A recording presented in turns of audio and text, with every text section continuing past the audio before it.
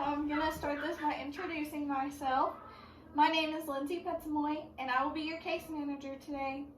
Please note I am not actually a certified case manager. I'm completing this video as a class assignment. Is that okay with you? Yes. Okay, now I'm going to cover the limitations and confidentiality. This video will be confidential and will only be seen by myself and the professor. However, there are a few limits to confidentiality. If you tell me you are thinking about harming yourself, someone else, or about a child or elderly abuse, I will have to report that.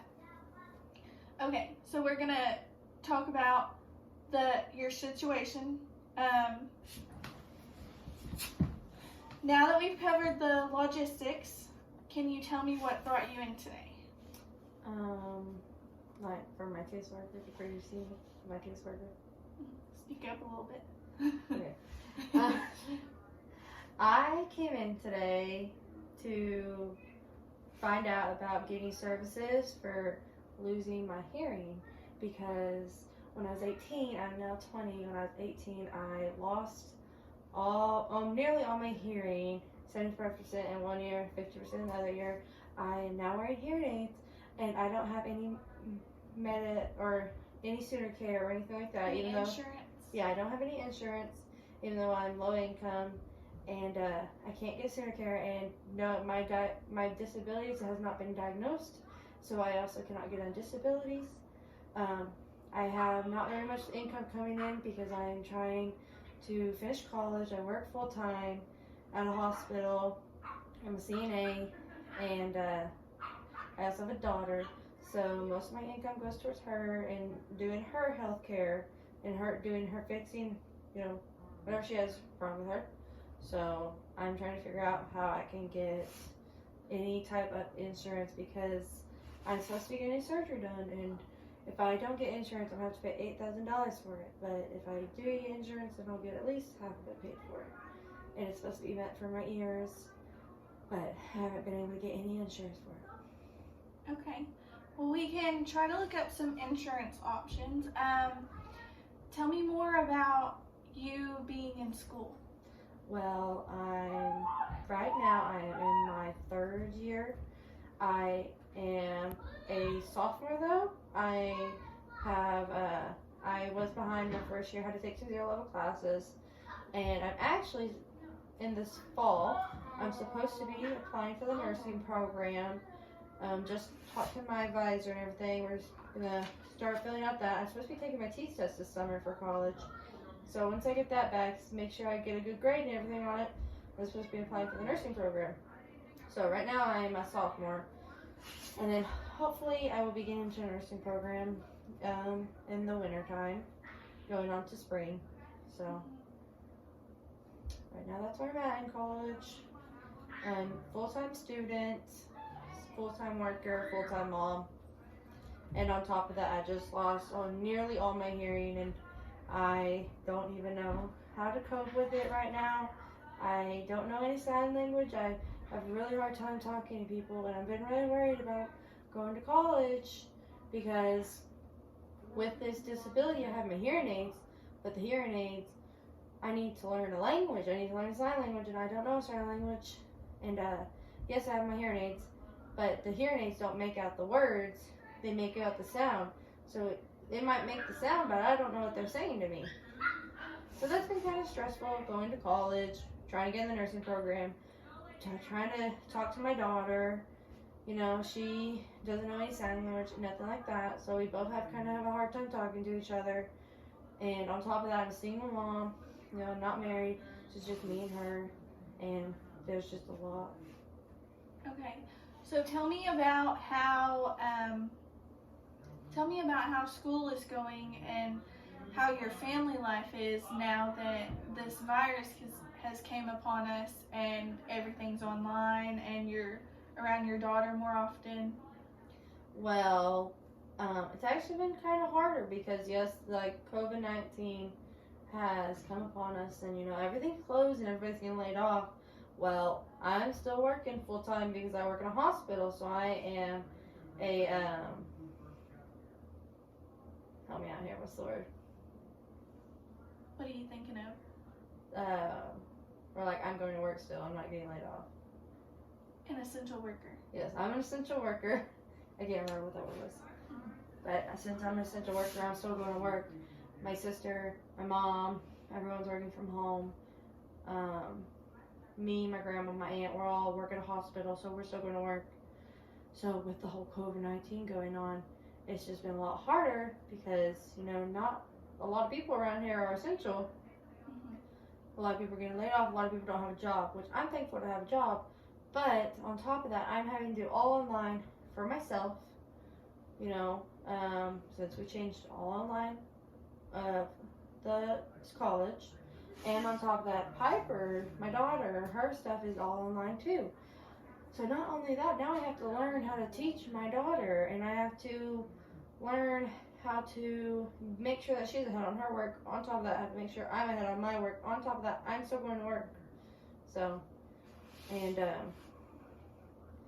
yeah, with the whole COVID-19, it's been a lot harder. Because I'm sure people aren't really struggling with their kids in school and stuff because they're at home with them and they're not going to work. Whereas me, I still have to go to work.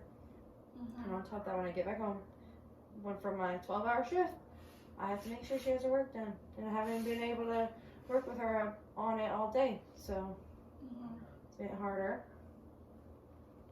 Okay. So,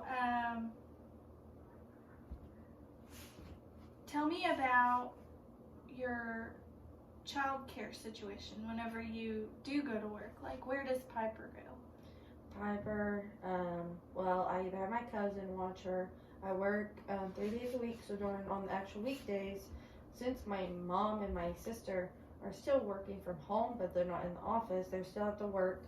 So during the week, my cousin actually lost her job. She was a waitress. During the week, my cousin watches her, and I've been having to pay her for it. She was going to daycare, but, it's really risky to send them to daycare right now, so I haven't been sending her to daycare. So my cousin has been at home watching her, and then on the weekend, she goes and stays with my mom, her Nana, and my Nana watches her when she's not working. Okay, so tell me more about your hearing loss.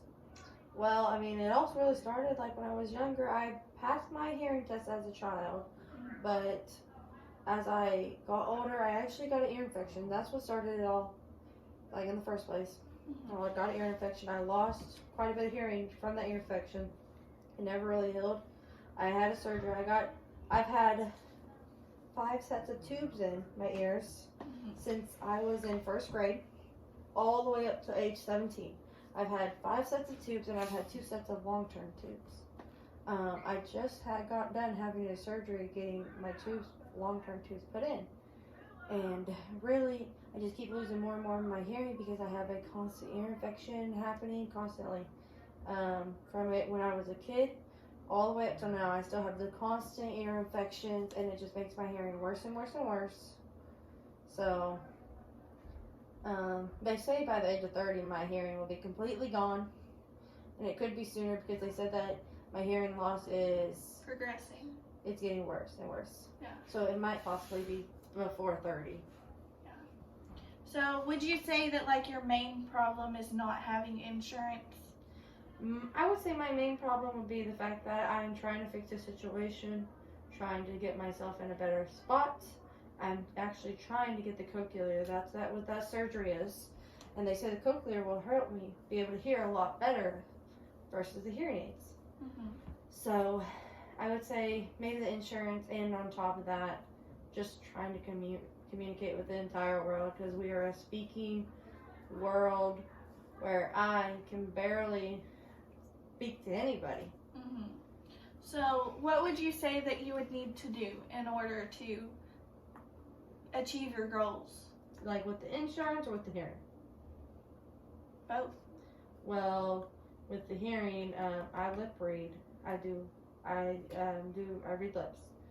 But also, that's a problem because really only 30% of English language can be read through lips. So I'm really only getting about 30% when I do it, but I'm actually very good at lip reading. That's why we were talking face to face. That's how I talk, is face to face. So I guess that's kind of how I'm solving this problem right now. Is I'm like in college, I sit in front of my classes. I try to do online classes so that I don't have to do vocabular or communication, face to face communication, any of that way. I can just read what they're trying to say and do my work. So I try to do online classes. It's going to get nearly impossible when I get into the nursing program.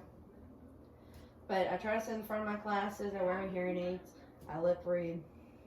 I have a note taker that takes notes for me at college.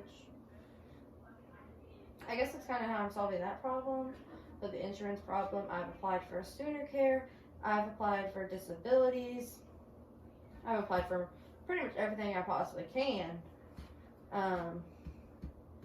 But since I am a full-time worker and I make decent money, I am over the income for student care. You don't qualify. Yes. So that's kind of a problem because our insurance, if I did go on my insurance at work, it only covers me. It doesn't cover my daughter. And it doesn't cover me completely. It only covers me just a little bit and not enough to actually count, really, honestly. And on top of that, it takes out a lot of my income, and I'm only a one-person income. I can't really risk paying $200 for insurance. Okay. I feel like we've got all the information that we needed. So that'll be the end of our interview. Okay, so will you be giving me a call, or how is this going to work? Yeah, I'll stay in touch with you. Okay, all right. Thank you. Thank you.